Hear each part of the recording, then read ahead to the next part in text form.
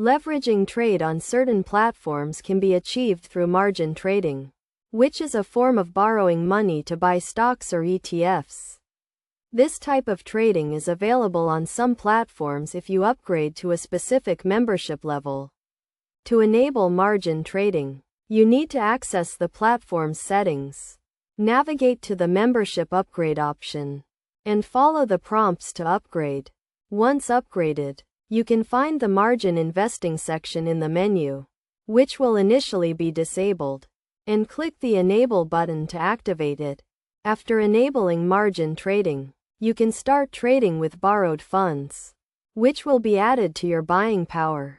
For example, if you have $2,000, you may be allowed to trade up to $4,000, depending on your risk level. This means that if you have $1,000 and borrow another $1,000, you can buy $2,000 worth of stocks. If the stock price increases by 10%, you can make a $200 profit, which is a 20% gain on your actual cash. However, if the stock price decreases by 10%, you will lose $200, which is a 20% loss on your money, highlighting the higher risk involved.